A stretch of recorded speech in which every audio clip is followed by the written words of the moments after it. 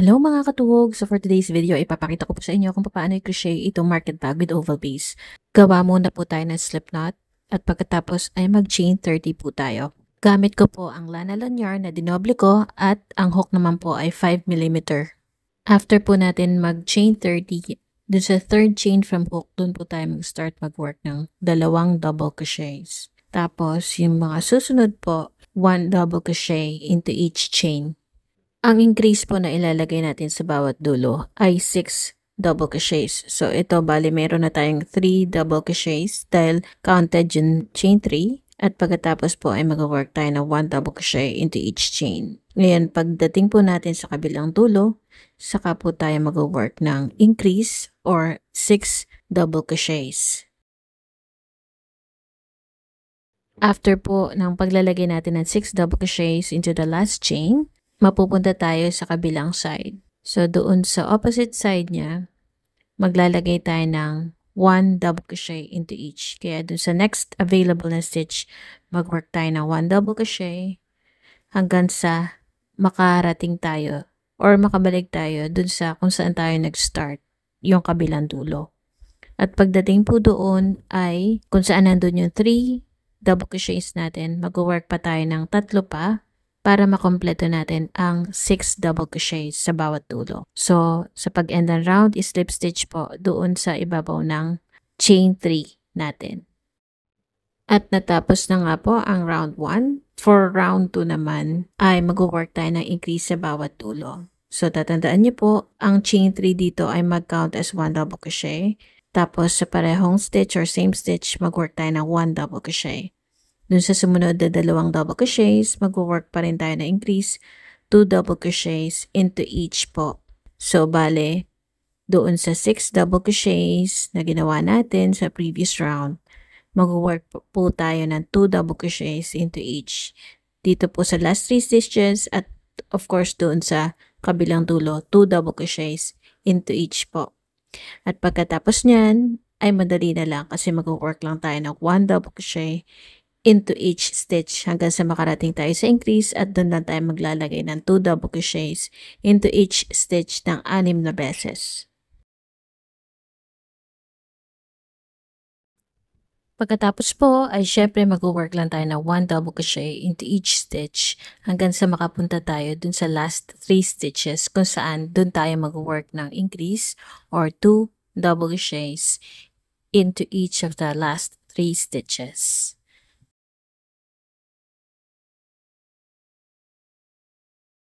Sa pag-end naman po ng round ay mag-work tayo ng slip stitch doon sa third beginning chain o doon sa first double crochet natin na chain 3 at tapos na po ang ating round.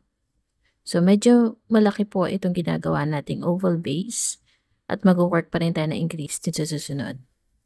So mag-chain 3 lang po tayo, count as 1 double crochet, 1 double crochet into the same stitch, 1 double crochet dun sa susunod. So, nauna po yung increase natin dito. Tapos ay mag-work po tayo ng 2 double crochets and 1 double crochet.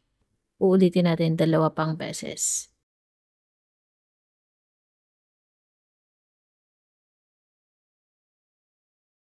So, after po nyan, ay mag-work na tayo ng regular double crochet or 1 double crochet into each.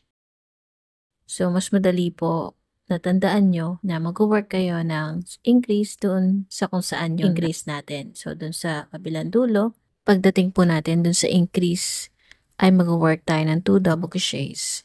Doon sa second ng double crochet increase of the previous round.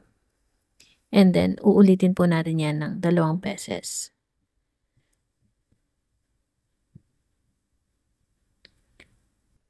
After po nyan ay mag-work tayo ng 2 magkasunod na increase or 2 double crochets.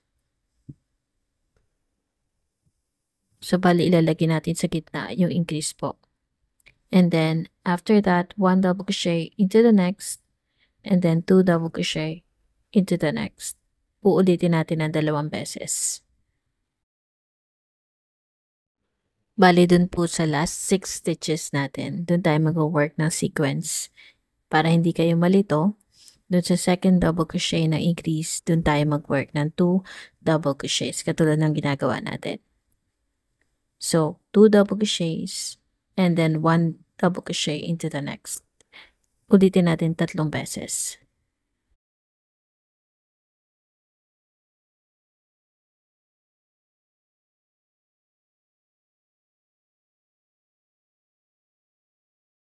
Sa pag-end ng round, slip stitch po natin the third beginning chain. At tapos na po ang ating round 3. Sa round 4 po, mag-chain 3 tayo. 1 double crochet into the same stitch. And then 1 double crochet dun sa magkasunod na dalawang stitches. And then 2 double crochets dun sa susunod. Uulitin natin ng 2 beses.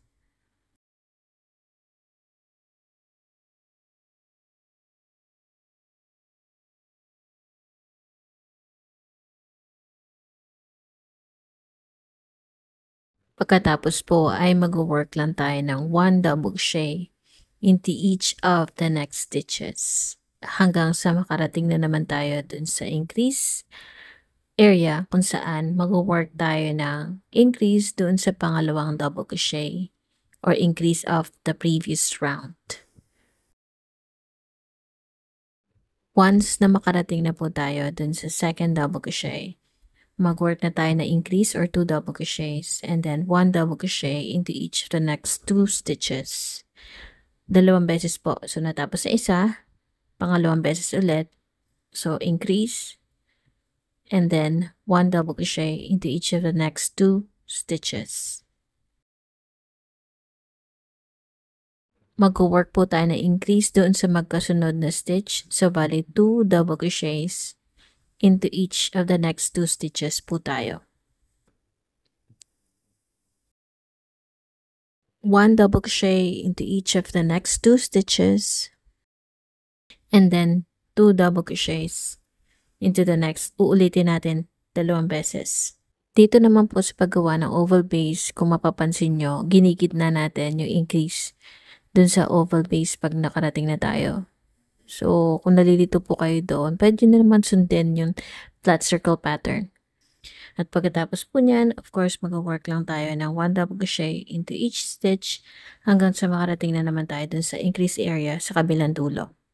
At dun po ay mag-work tayo ng 2 double crochet and then 1 double crochet into each of the next 2 stitches. So, ulitin ng 2 beses.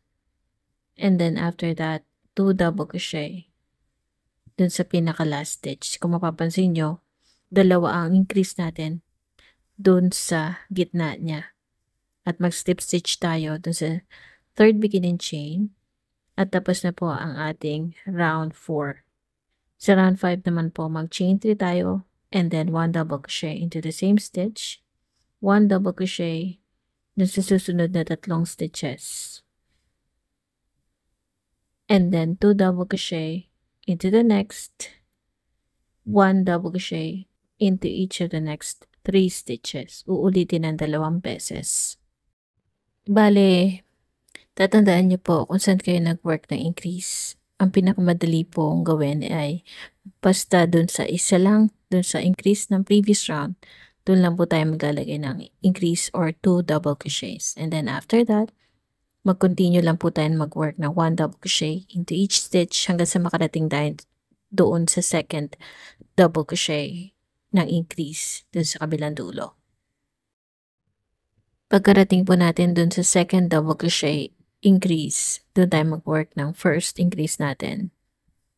2 double crochets and then 1 double crochet into each of the next 3 double crochets. So, lumalakad po yung individual double crochets natin. At sinusundan lang natin kung saan tayo nag-work na increase.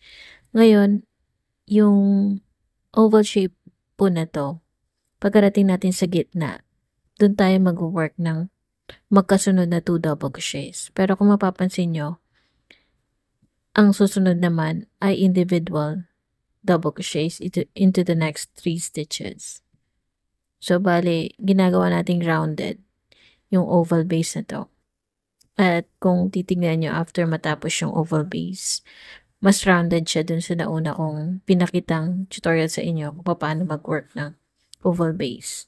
So, marami pong ways, pero iisa lang ang idea niya. Mag-work lang tayo ng increase kung saan may increase. Isang increase lang pong ilalagay natin sa bawat isa sa 2 double crochets para hindi kayo malito. And then, once we get to the last stitches na merong increase, doon tayo mag-work ng increase. And after that, ulitin natin ito ng 2 beses yung sequence ng 2 double crochets and then 1 double crochet into each of the next 3. Kung mapapansin niyo po, ang last stitch natin ay magkatabi increase dun sa first na ginawa natin. Ay, dun tayo mag-work ng increase or 2 double crochets. Magkatabi po sila, diba? So, to end the round, slip stitch lang po natin. Ito na po. So, meron tayong 112 stitches in total. So, ito po yung size na nagawa ko. Nasa almost 35 centimeters. So, kayo na pong bahalang mag-pause para makita niyo na maigi. So, round 6 to 8. Chain 3 po natin. Tapos, 1 double crochet sa bawat isang stitch. So, counted po yung chain 3 na yon. At sa susunod na stitch ay 1 double crochet. So, bali 1 double crochet into each stitch hanggang sa makarating tayo sa last stitch. Slip stitch sa third beginning chain or dun sa first double crochet. So, ito na pong itsura niya. Nagka-curl na siya. And then, ulitin lang natin ng 2 rounds pa. Tapos, saka po tayo mag-work ng mesh stitch. Now, sa pag-work ng mesh stitch, mag-skip tayo ng 2 stitches at mag-chain 2 po tayo. So, ulitin lang natin yan hanggang sa makabalik tayo. Don't forget to chain 2 first, skip 2 stitches, and then slip stitch doon sa first double crochet. Chain 3 lang po ulit, 1 double crochet into the next double crochet, chain 2, and then 1 double crochet dun sa magkasunod na double crochets. Uulitin lang po natin yan hanggang sa makarating tayo sa height na gusto natin.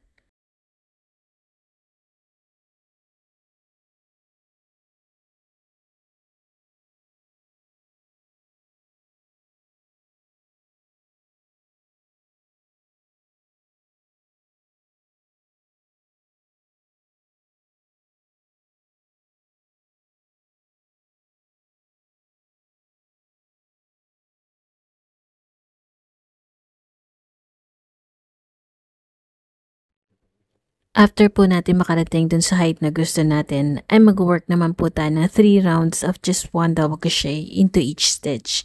So pag-start po nun ay mag-chain 3 tayo, 1 double crochet into the next stitch. So yung chain 3 po natin is mag-count as 1 double crochet. And then after that, mag-work po tayo ng 2 double crochets dun sa chain 2 space.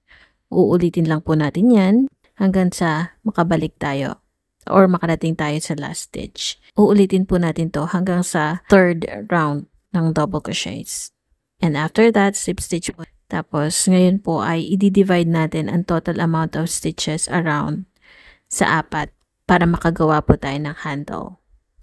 So, 112 stitches divided by 4, tig to 28 po. So, dun sa left side sa dulo ng ating first of the 28 stitches, dito po tayo mag-start dun sa unang handle na gagawin natin, ay mag-work po tayo ng double crochet 2 together. So, yun po ang ginagawa nating paraan or method sa pag-work ng decrease. Chain 2 po. Tapos, mag-work tayo ng 1 double crochet into the next. So, yan po ang first double crochet 2 together natin. And then, mag-work lang tayo ng 1 double crochet into each stitch maliban sa 2 stitches na natitira. Dahil doon po, mag-work ulit tayo ng double crochet 2 together para sa second decrease natin. So, kung mapapansin nyo po, uulitin natin ito sa bawat dulo hanggang sa kumaunti na lang yung stitches natin for every row.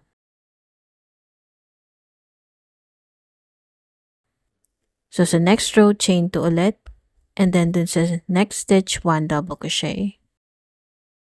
At dun sa last 2 stitches po, dun tayo mag-work ulit ng decrease. Pagkarating po doon, dun sa second to the last stitch, dun tayo mag-start mag-work ng 2 double crochet or double crochet 2 together.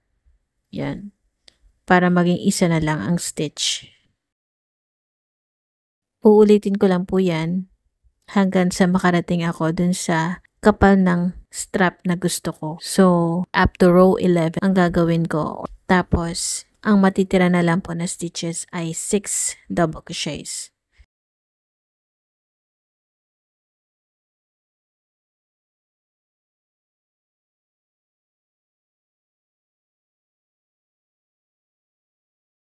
So, yung chain 2 dito, sa row na to, mag-count as 1 double crochet. 1 double crochet into each of the remaining 5 stitches.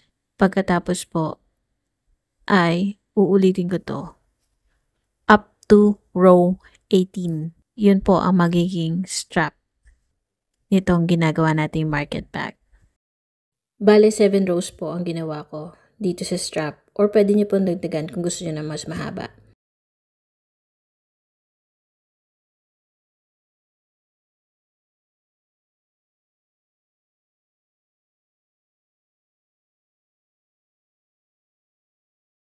At eto na nga po kapag natapos na ang ating strap. At eto na nga po kapag tapos na ang isang strap, gagawa pa tayo ng 3 nito.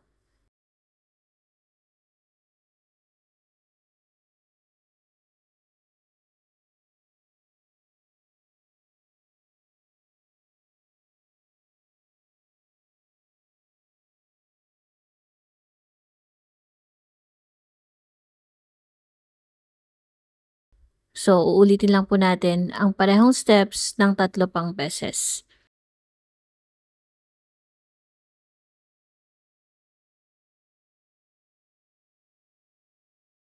Ipapakita ko rin po kung paano ko ikakabit ang strap dito sa katapat ng una nating natapos. Same procedure lang po. Pag nagawa na natin lahat ng straps, i-connect natin ang magkatabing dalawang straps para mabuo ang dalawang handles na magkatapat.